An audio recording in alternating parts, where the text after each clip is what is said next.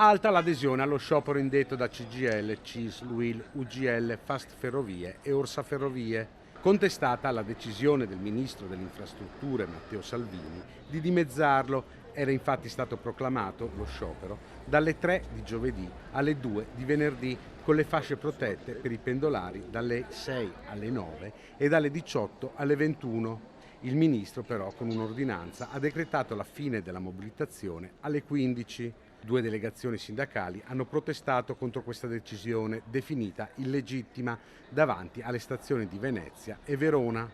Mancato piano di assunzioni e, per i lavoratori di Italo, l'aumento degli stipendi, le motivazioni che hanno portato allo sciopero.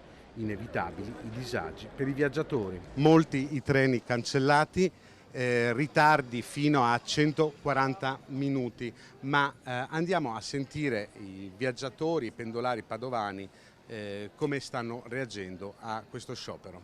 Ma in realtà l'ho scoperto stamattina che c'era lo sciopero, perché comunque prendendo i regionali prendo il treno, prendo il biglietto la mattina, quindi è un po' all'ultimo minuto, però speriamo che non lo cancellino. Hanno cancellato tutti i treni regionali quasi.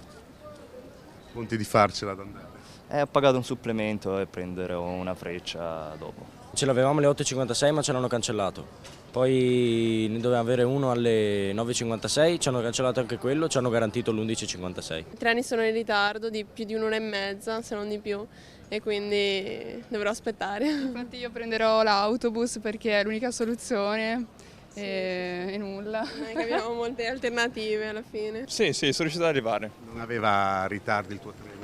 No, ne ho trovati invece. Mi sono fermato in un bar in stazione perché li avevano cancellati nel giro di un'ora. Lei deve partire o è arrivata? Devo partire per Roma Termini. E non si trova niente? Non saprei, adesso vediamo come va a finire. Sono arrivato. Ce l'ha fatta? Sì, incredibilmente ce l'ho fatta. Where do you have to go? Firenze. Good luck. Thank you.